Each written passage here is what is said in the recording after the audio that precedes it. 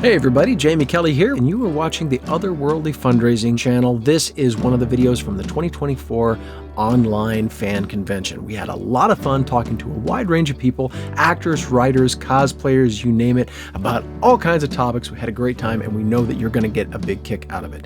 The 2024 Otherworldly Fundraising season has been for MomBomb, which is a great organization helping mothers and some fathers who are in distress. It's a great charity, and we were more than happy to help them out. So if you would like to give, check out the information down below. And thank you all so very much. And now, on with the show. Hi, welcome to the 7 o'clock hour of Otherworldly Fundraising. Today we are talking with Kathryn Craft about writing books and what it's like to be a blogger, as well as her book on writing tips for writers and readers coming out next spring. Hi. Thank you for chatting with me. Kathryn, my first question for you is describe your books for readers who might not be familiar with your work. Okay, well, my first novel is The Art of Falling, and that's this one. I worked on that one about 8 years because writing a novel is way more complicated than you think it's first going to be. And I knew I was getting closer and closer because I was submitting to agents all that time. So anyway, the Art of Falling is known as women's fiction, which is simply, it's usually a female protagonist, but it also focuses on her emotional journey from one place of inner turmoil, really, to a place that is much more hopeful at the end. Of course, I did not have like a double voice until I started talking here. Hold on. I live in southeastern Pennsylvania, and it gives you all the allergens, like bam, all at once. So The Art of Falling is about a 28-year-old dancer who, when we meet her, she can't move. She's lying in a hospital bed, and she soon learns that she has fallen 14 stories onto the roof of the baker on the first floor, the roof of his car. And she also lets us know that she doesn't know who she is without movement, because that's how she communicates. She fumbles her words, but she feels her heart is true when she's moving, and now she can't move. So it's about how she uses her dance training to slowly remobilize, and how the first people who her first friends who are outside the dance world help her see what an amazing body she has, because the doctors can't even believe she lived through this thing. I'm fascinated with cases of miraculous survival, and that one was actually, I guess, the whole idea for it started in a newspaper article that I read, where it was this woman. And I kept it the same. Like, people don't believe people can survive a 14-story fall. But this woman, it was a newspaper article. She had fallen from the top of a building, 14 floors, purposely flung herself off the building. And she walked away with a broken shoulder. And it was the second time she tried to kill herself. And I just thought, wow. Like, when is she going to get the message that it just might not be her time, you know? So that got my mind going for The Art of Falling. And it's sort of a dual timeline, but with one protagonist. We see two things. her moving forward from what I consider ground zero when she hit the ground, and slowly figures out how to move forward in her life, and also why she thought she was at the height of the career when she was standing on top of that building. So you get that backstory woven in with the forward moving story. And at the very end, you learned how she got from the top of the building to the bottom, because during her year of healing, she finally figures out, she's finally willing to face some harsh truths about her own self. So that was my first one, The Art of Falling. The far end of happy is this one. And yes, even I have called it occasionally the far side of happy, because those words just come out of your mouth. Everyone knows the Far Side cartoon. It has nothing to do with my book. It is essentially a woman who, after 15 years of marriage, is finally giving up on that marriage. And on the first page, she is wanting to move out. She told her, no, she's not moving out. She had arranged with her husband that he would move out that day. And because she was taking care of the 2 kids, and she has a dog, and she has a home-based business, and she just couldn't easily relocate, but he could, because he worked for a hotel.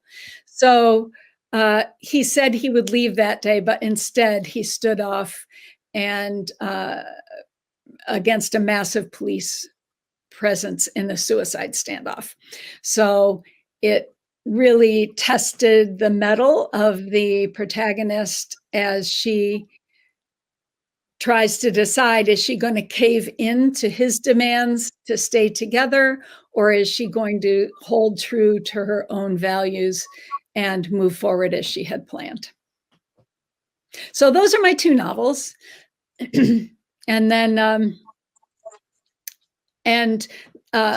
women's fiction like mine, it's called upmarket fiction. It's also called book club fiction, because it raises a lot of questions that can really promote excellent discussion in a book club. I have started about 5 or 6 different book clubs in my life, and one of them was at this health center for women, and they wanted to have sort of ancillary offerings as well. So I said I could do a book club. So imagine us all hanging out on the chest press and the bicycle and all of this. And I had picked the first couple of books. They wanted to have a mystery, because they said, let's have something we can really sink our teeth into. And I really didn't understand that, because we'd had great discussions over the first 2 books, but okay. I picked a mystery, and they, like, I couldn't even remember the name of the characters after we read it. And I said, so when did you know who did it? And, oh, I knew on page 32. I couldn't figure it out till page 150. Oh, I knew in the first couple pages. Okay, well, what else do you all want to talk about? There was nothing else, because a whodunit is all about who did it, and there is such a thing as literary mystery novels. Elizabeth George writes them that have other kind of issues woven in. But that was the quickest book club I ever led, because I think the discussion lasted about 5 minutes, and then we went and ate things we shouldn't have been eating in a health club, and drinking things we shouldn't have been drinking in a health club. But my books really inspire robust discussions. Some people in the comments were noticing your bookshelves, and we were wondering if the drawers on them are usable, and what you use them for. Voila. Okay, let me see. This one, oh my God. In this one is my autograph book from 6th grade. You used to have these autograph books and you would pass them around to your friends. It's sort of like signing a yearbook, and they would write little messages to you. And my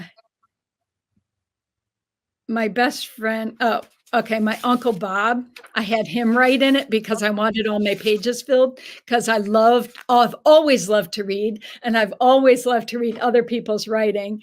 And my Uncle Bob wrote, "You are too good to be forgot." People would put stupid little things like that in. I know in one of them is the invitation to my second wedding and the vows that my husband and I spoke to each other. Little things that don't really go in a big thing, but they're just little important things I stick in there. And yes, I saw the comment come up. Kristen, I need to come read Kathryn's bookshelves. I saw the one that said, "They're everything I dream of," or whatever. And believe it or not, I got these in 4th grade. So they are cherry, and they've held up miraculously over time.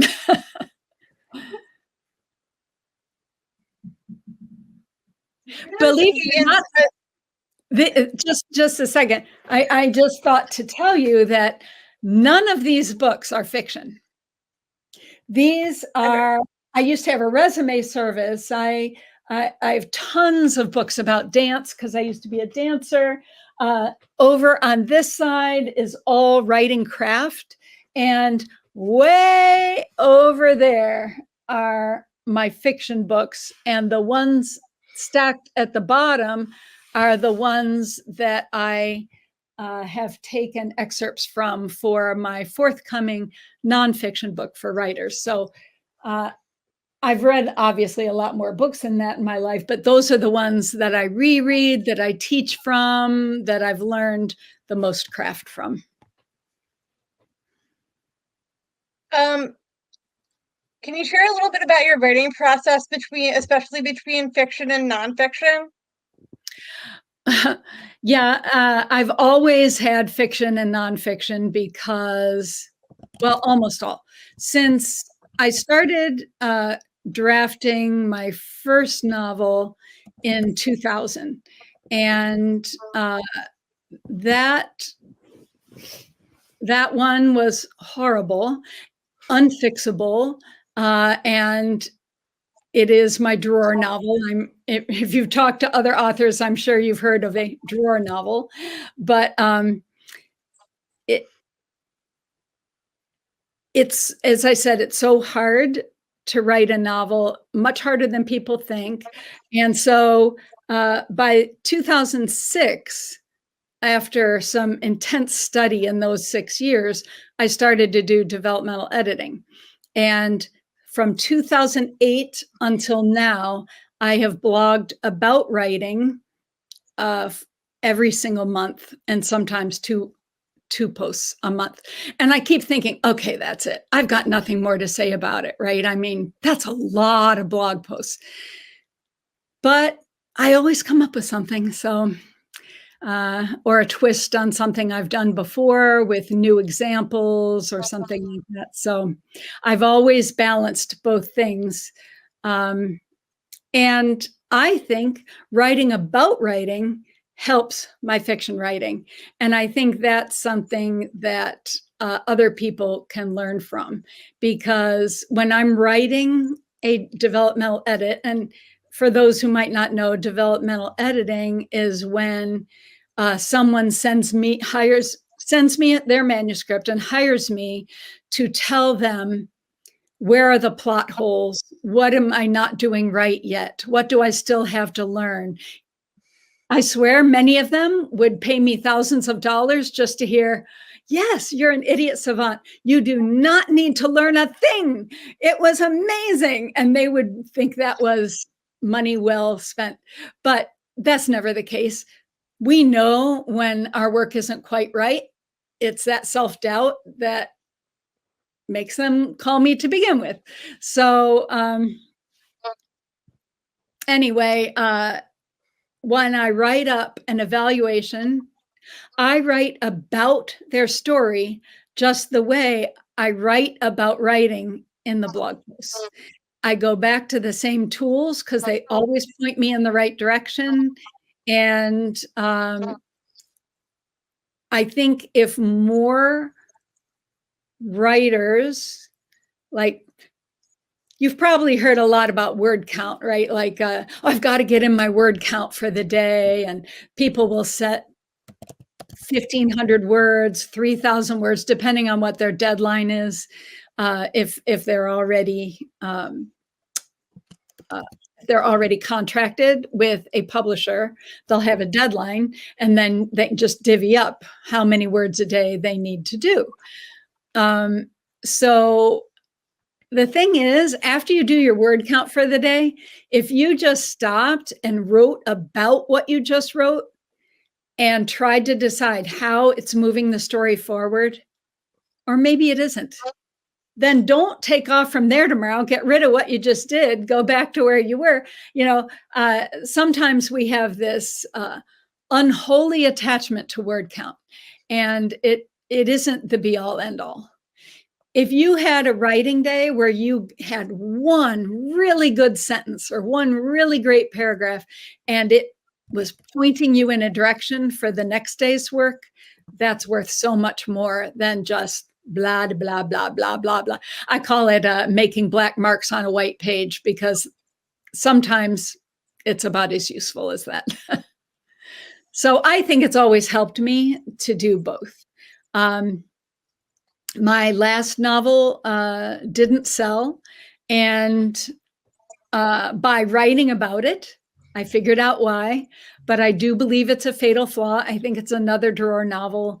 And so since then, I've been working on my nonfiction book for writers. On the topic of word count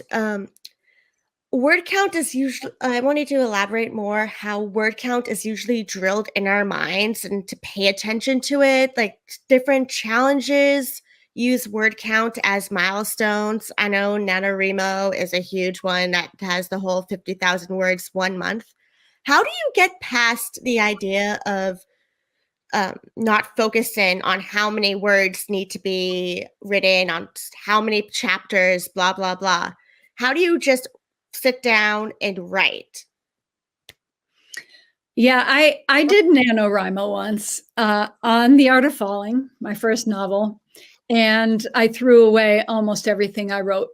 But I won some contests. Like my local writing group had a sub contest where the person who wrote the most in one day, number of words, the person who wrote the most in 1 week, and the person who wrote the most in 1 month could get a prize. Well, all of those 3 people were me. This is about as empty of an accomplishment, honestly, as when I was in college and, in high school, I filled my schedule with arts electives, theater, dance, drama, whatever, because there's so many things I want to learn in life that I just could never force myself to take typing, because back in my high school years, typing meant you were going to be a secretary, and I knew I was never going to be a secretary. Now, of course, kids as young as 3rd or 4th grade learn keyboarding. They learn simple commands in kindergarten, because who knew that the computer generation was even coming our way, So I never learned to type. So in college, I finally took typing. And then I found out I was on track to get a 4.0, but I was failing typing. because I was also in the dance company, and that took up most of my time where I wasn't studying for my biology major. So I dropped typing and I got my 4.0. I got a second 4.0 the next semester. No one gives a, you know what I mean. No one cares. I don't even care. I could have used typing every single day of my life, but I went for the empty win. And I think that's what word count is. It's an empty win because, for example, on the day when I wrote, when I won my sub contest, I couldn't really win NaNoWriMo because NaNoWriMo, I just used the energy of it to get me going, but they require that you're starting from scratch. And I was already 25,000 words in on my novel at that time. So I was just using it to goose me along. One day I had written about 7,500 words or something. And I called my mom and said, you aren't going to believe it. This is the most words I've ever written in my life. At 7,500 words. Oh my God, I have to go. I had an idea. But because ideas do beget ideas, but sometimes dumb ideas. Like I wrote this huge romance scene with sex and it was so much fun. And I'm just, typing. No, I use all my fingers, but I just do all the wrong things. Anyway, I finished at 11:59 because you had to stop at midnight. And I had done like 11,900 words or something. It was ridiculous because this book is not a romance. It's about a woman who is pushed to the brink of suicide by the circumstances of her life, the disappointments that have piled up, the lack of acceptance for her body type in the world of dance. And it's really not a romance. So, of course, I had to get rid of all that stuff. But sometimes it's fun just to learn that you can do something if you had to. So there's that benefit. But I think even in I do a full year novel mentorship program called Your Novel Year. And I do allow them to turn in 43 pages every 6 weeks for my review. And that equals about a page a day. If you're double spacing, it would be like 250 words. That's very achievable, but will they all be good words? I know they're not going to be, but if they do at least that much, they can start to understand that by the end of the year, they'll have a novel length. Because that's one thing that's hard to figure out in the beginning. Do I have enough ideas on one thematic trajectory to fill an entire novel? An entire novel is like my contracts were for 85,000 words. So I don't know how much 85,000 words is, you just have to keep writing and then you go, oh, wow, I'm only halfway done with my idea and I got to 85,000 words. I guess maybe I should cut this down in scope. So I know Joan has a really cool question.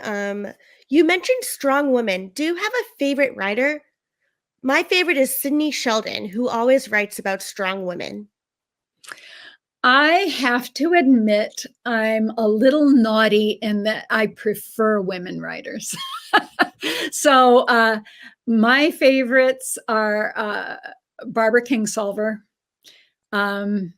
These are my auto buys. Like I would buy them without even reading the back cover copy because I just think these women could write anything. Ann Patchett, Anna Quindlen,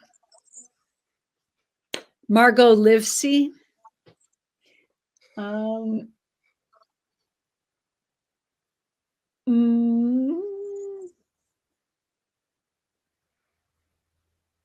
that'll get you going. I have some I have some male writers, of course, that I like. Leaf Anger, I'm just reading his new novel right now. But most of the time, I like to support women because I'm trying to rebalance the inequity in the writing world, where yes, men always make more money than a woman does for doing the same amount of work. You mentioned dance in your first story and that you had a dance background. What kind of dance training did you use to do? I started out, everyone starts out with a ballet class, really, because all the other forms kind of use some of that terminology. But modern dance was my favorite. I didn't start early enough for ballet, really. I always kind of walked duck-footed, so that was halfway toward the turnout you need for ballet. But you need ballet to form your body, and I didn't have that early influence. So modern dance was more my thing. I knew I never was going to have a professional career or anything like that, but interestingly, Julia was just talking about how her musical theater, and how music is really her venue. And Hana, you were saying a lot of things about the music, mostly in the background right now. And Jamie was saying things about music that, we all find our language that works for us. And dance was that for me. And isn't that interesting? Because I ended up being a speaker, a teacher, and a writer, but I found my writing voice in a wordless medium. And that's what dance did for me, because as a choreographer, my mentor would sit next to me and say, that was very interesting what you did there. What did you have in mind? I see, and I like it. And so she was seeing me, hearing me. You can't, well, I guess you can just do steps, but what I learned from dance is that it really isn't about the steps any more than the accumulation of black marks on a page is story. The movement in dance is the intention that goes from one step to the next step. And that's where you find the movement. And the same thing with story.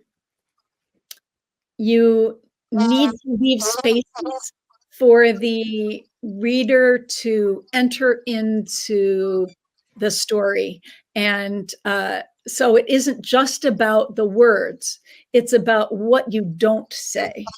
That raises questions in the reader's mind, that helps them lean forward into the story, and that creates story movement between, just like a dancer is transferring movement from muscle to muscle, from dancer to dancer, and from performer to audience member. If you ever watch the audience members in a dance performance, my husband will be like tapping out the rhythm, and some people, are like swirling their heads and or doing things with their hands. I'm always being told I talk too much with my hands, but it's movement. It's my way of sending my energy toward you. And when you do that, your hands get really big in front of the screen. So I can't remember what the question was, except for that dance led me to writing. And actually, I kind of started many things in my life back asswards. Like, I didn't mean to try out for the college dance company. I was just taking a ballet class, and the girl in front of me wanted to try out for the company, and she was so nervous. And she said, we also shared a locker downstairs in the locker room. She said, just come with me, try out. And I said, I didn't even start dancing until I was 16. I'm not going to make the college dance company. Are you kidding me? And she says, yeah, but it would be such a support for me. You already know it isn't going to work. It's not going to be any big deal for you if you don't make it. It would be a huge big deal for me. Well, guess what? I went to the audition. I made it and she did not. So that was rough. Our relationship became a little more silent after that. And honestly, I would have loved to be a fly on the wall when they made that decision, because I don't know why they chose me. I really don't. But it changed my life. And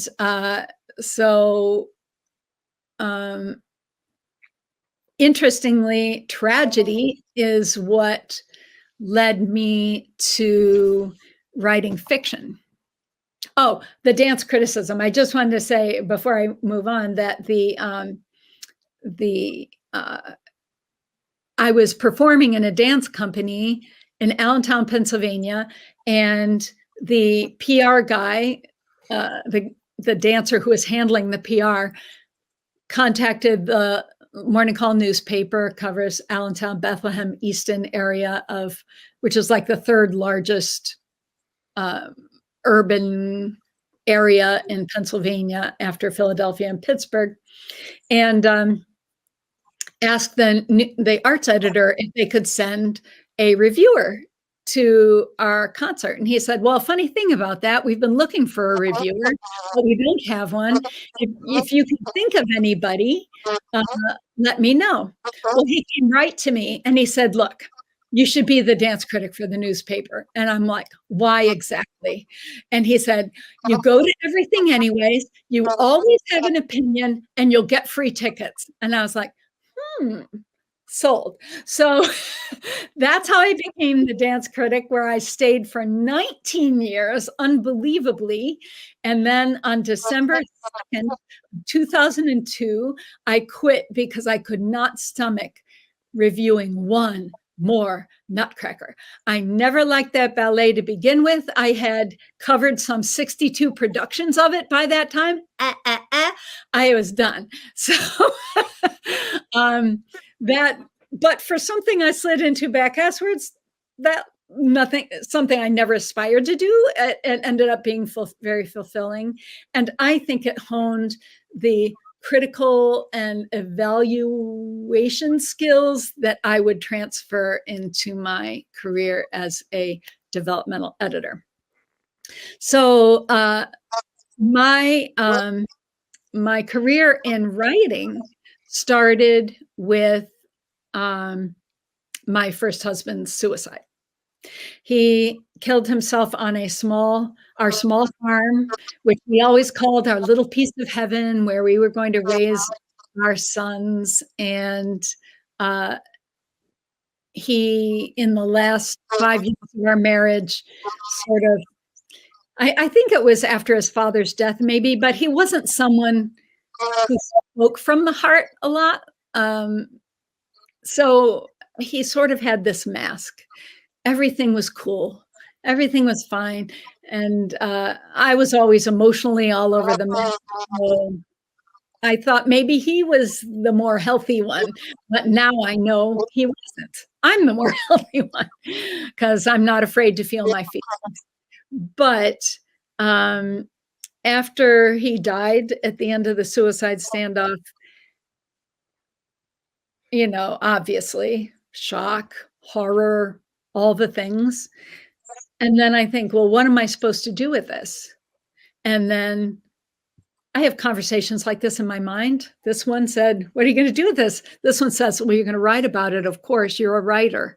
And it was the first time I really owned that, because I slid into it back asswards. I didn't aspire to be a newspaper journalist or an arts journalist or a dance critic, whatever you wanted to call me. So I owned it, like somewhere inside of me, I owned it. And it said, you're a writer, you'll write about it. But that took a long time too, because what am I going to write? a poem? Am I going to write a newspaper article with statistics about suicide and stuff like that? Am I going to write a memoir? I started drafting memoir because it was a very healing thing to do. And I recommend it to anybody who's going through any kind of crisis. A story has a beginning, middle, and an end. And look at that, it's contained. The horror and the shock doesn't go on and on and on. It's contained. There's a beginning, middle, and end. And it just has to be, just a little episode in your life with a beginning, middle, and end. But you can set that one aside and not worry about it anymore.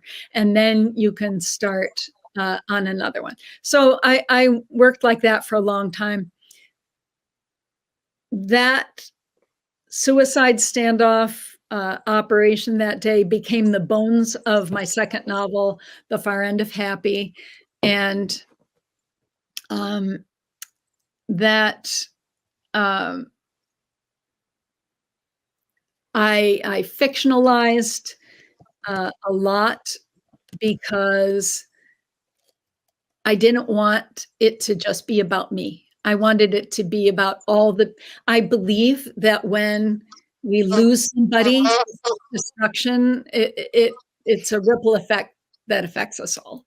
So I wanted to explore the stories of his mother and the protagonist's mother, which who are that comprises the three women who are closest to the suicide victim, but they also were very tight-lipped and weren't willing to share their emotions. So it was a lot of fun to dig in and figure out what might have gone on in their lives that would have affected their son or son-in-law that way. So obviously I had to rely on fiction, and I used some other things that happened in my life, but it was thrown out over a longer timeline, and I sort of compressed them so more could happen all on one day, because the whole thing unfolds in one day.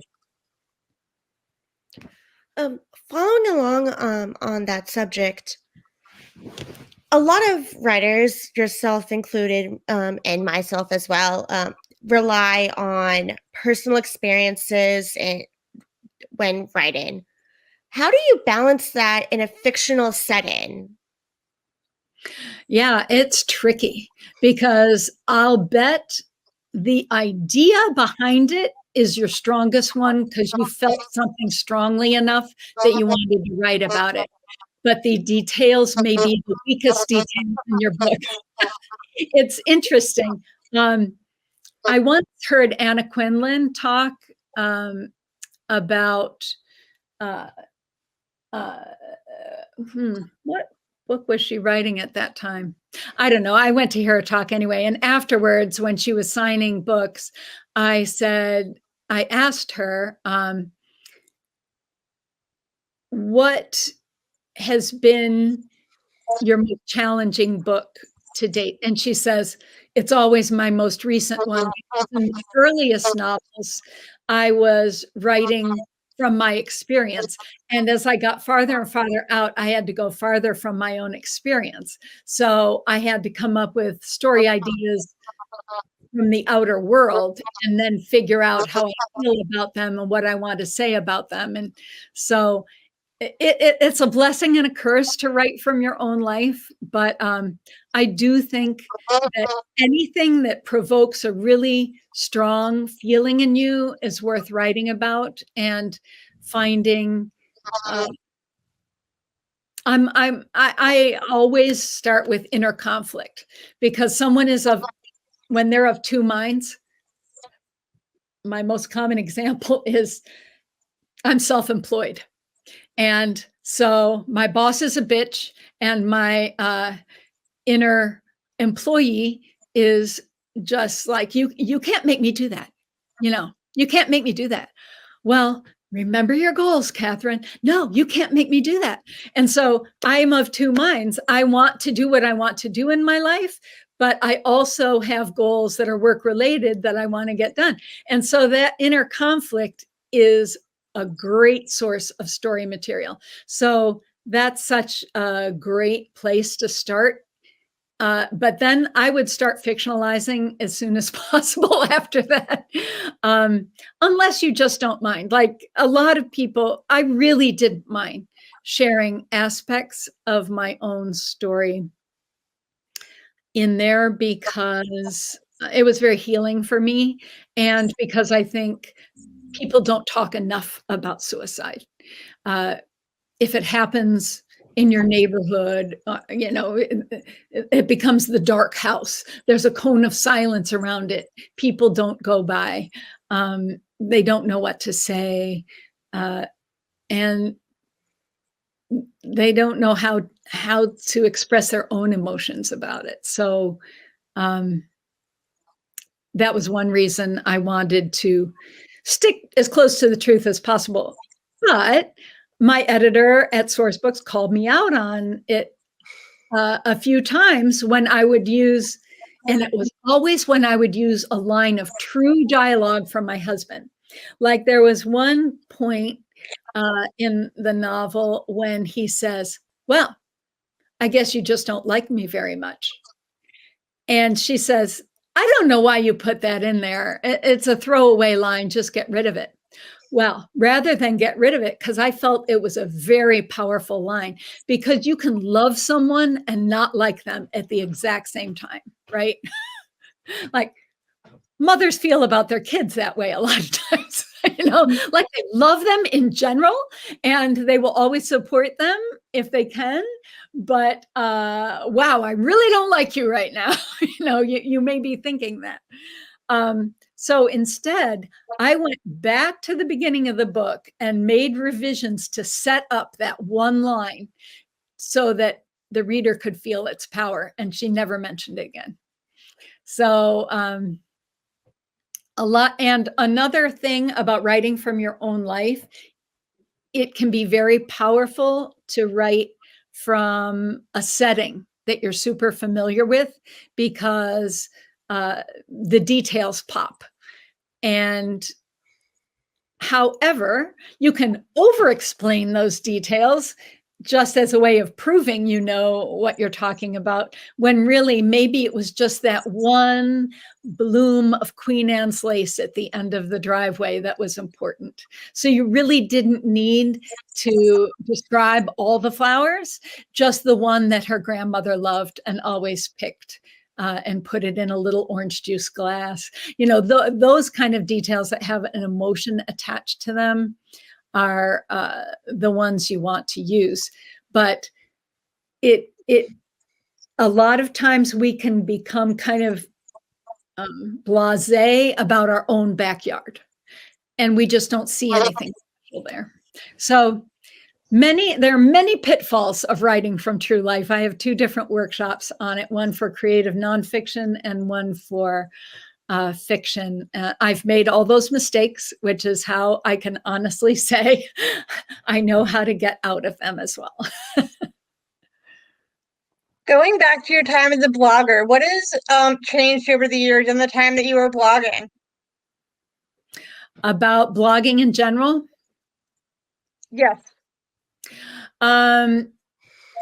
Well, I can't believe it, but I am now writing blog posts that are twice as long as the ones that I started out at the Blood Red Pencil, which is an editing blog, and my word limit was 800 words.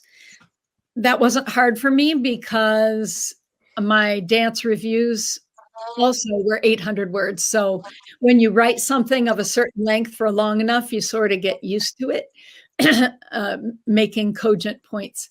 But now for Writer Unboxed, where I've been since 2014, I'm writing blog posts that are twice as long. And you would think, with all the information overload and everything, that that wouldn't be a good idea. But I have a good following there, and I think you guys, Hana and Jamie and Julia, I wrote the names down so I wouldn't forget. You all were talking about geeking out and being geeks, and we live in a geek culture now, right? We find our own niche on the internet. We don't need to find someone else who's into hardcore music on our block. We have tens of thousands of people who are into it on the internet. I'm not saying I am. That's just an example because my son is in 2 hardcore bands. And my other son is an opera singer. So talk about 2 ends of a spectrum. Yeah, I mean, the writer geeks who come to Writer on Box, they want all the things and they don't mind going deep. And if they don't have time on a day, they seem to flag it and come back to it another day. Writer on Box is very community oriented. So they want discussion in the comments. Although I think that hasn't changed so much because Blood Red Pencil really encouraged discussion in the comments too. For between those 2 gigs, I was at Writers in the Storm, and they gave me a 6-month gig once a month talking about the emotional management of the writing life.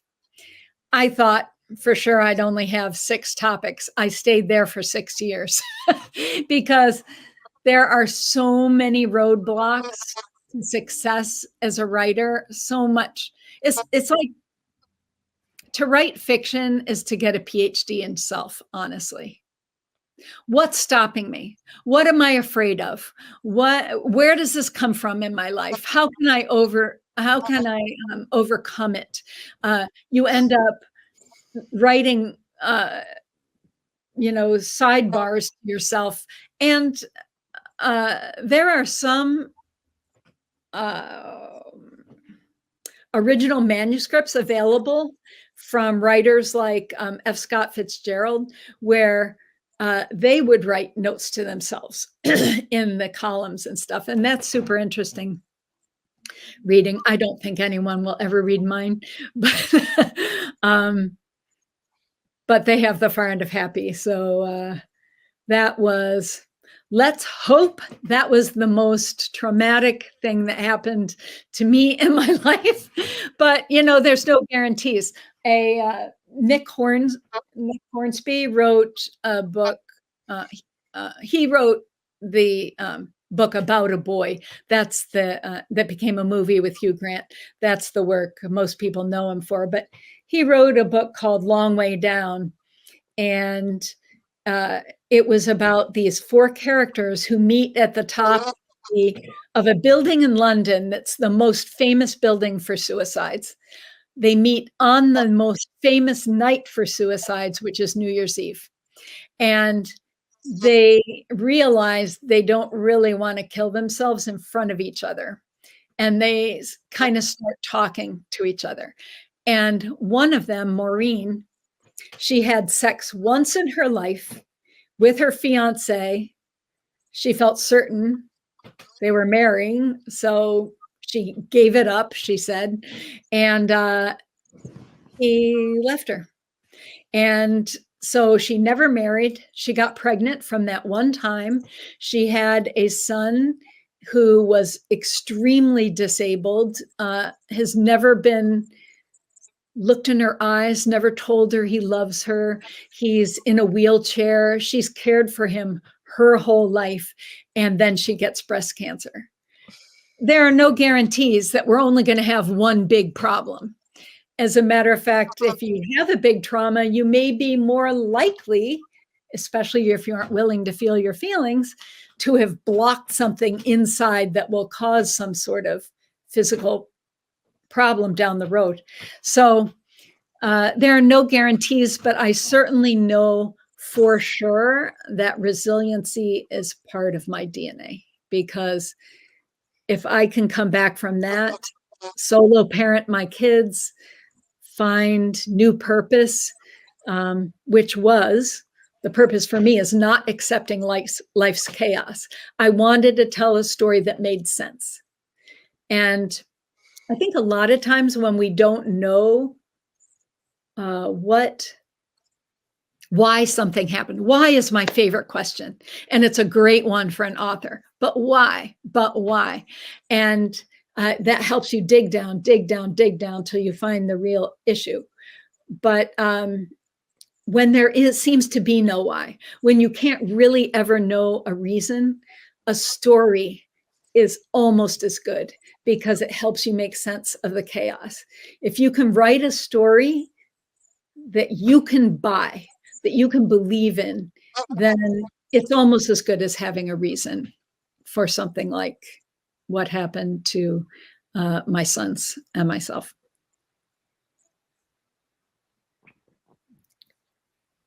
Can I tell you about my new book? Please do. That's gonna be my next question. Awesome. So it's called Crafting Story Movement, Techniques to Engage Readers and Drive Your Novel Forward. And it's interesting because an acquisitions editor from Writer's Digest books, almost all of these books are from Writer's Digest books. I would just, every month, the new catalog and come, I'll get this one and this one and this one. I'm a geek about writing craft. So I have the right last name now, right? See, everything happens for a reason. I'm now Kathryn Craft and Crafting Story Movement. So this acquisitions editor from Writer's Digest books contacted me and said, I don't know if you realize it, but I've edited 2 things you've written for Writer's Digest before. And I said, oh, really? And she said, and I have to say, I just love the way you talk about writing craft. I really connect with it. And as an acquisitions editor, I'd be remiss if I didn't ask you if you have a book in you. And oh my God, did I want to say yes. It's like being the waitress in LA, right? And he says, I want you to star in my movie. I was like so thrilled, but I had no idea. Why? Because look at all these books. There's hundreds of books about craft already written. What do I have to offer that's new? And it took me about 5 years to figure that out. And I don't know why it took me that long, because I've had 2 great loves in my life, dance and story. Why I didn't think to merge them and talk about story movement right away, I don't know. But by the time the 5 years was up, the acquisitions editor had moved on. She is no longer an editor. She's doing something else now. And so I am going to end up self-publishing this, but I'm super excited about it because I think that movement on a stage, when you're arranging bodies as a choreographer and moving information on a page, there's many similarities. And there's space on a page, there's space on a stage. There's that transfer of energy. And so I have many ideas based on manuscripts I've seen where story movement stops dead. Like, why is this part even in there? It seems like you've taken the train off the tracks and set it over here in the dirt for a while. But these are things that are hard for us to see ourselves, which is why you hire a developmental editor. But there are going to be so many great examples from wonderful novels, great writers, and the 4 sections are: set your story in motion, propel your protagonist through a gauntlet, drive your protagonist toward the end, and style active prose. And within those sections, it may not be brand new to you craft, but you'll be thinking about how to use that craft in a whole new way. So I'm excited to get out there. Hopefully spring 2025 is what I'm aiming for right now. Crossing fingers. I want that pre-orders. I'm speaking for myself, but also I'm sure for a lot of other writers. Awesome. Thank you, Hana. You pronounce your name like the road to Hana in Hawaii, huh? That is actually the reason, like, that's how my mom got my name. Is it? Spot on. We tried to do that trip. My second husband and I, he's the keeper. My second husband is the keeper. But we went to the Maui Writers Conference in 2001. Yeah. And we tried to take that road, but my husband is a little afraid of heights. And have you been on it? I have not. I know my parents have, and according to someone that I know who's from the island, she's actually in the Big Island right now, but she's from the islands. It's a really windy and can be dangerous road on like kind of like a cliff. Yeah. And it's narrow too. So if you're not paying attention because you're like taking in the scenery, you can kind of just. Yeah, and it's much longer than you think it's going to be. So his anxiety was at like a peak level. And he says, I think we're done. Let's just turn around and go back. There's a lot of other things to do in Maui. But let me just, I know we're coming to the end of our hour, but I just want to say that fiction writing challenges me in every single way. I love to be challenged. I love to ask questions about people. I'm so curious, like, what kind of car roof would cave in and sort of stop the body that's coming off a 14-story roof, like, and find someone who can answer that question. I'm curious about all sorts of things. I've wanted to be, my college majors were Russian, pre-med, zoology, medical technology. I had so many majors, and then I got a master's in phys ed with a dance concentration. I couldn't ever be one thing. When you write fiction, you can be all the things or anything you desire on any one day. I can be a doctor. I can be a medical technologist. I can be a phys ed teacher. And so it's just, and it's homework for the rest of your life. And I loved school. So there you have it. I found my bliss. Because we're coming close in time, are you on social media, and where can people find you, if so? The best place is on Substack right now. My handle on there is Craft on Craft, CRAFT. ONCRAFT. And I say that because in the past year, my Facebook author page has been hopelessly hacked, and the passwords changed. I can't access it. So someone else is getting the audience that I took 10 years to build. So yay them. Then my regular Facebook was hacked twice this year. And I was also the victim of a huge multi-person hoax that led me to believe that money had been stolen from my bank account. So I tell you, I am not so happy with social media right now at all.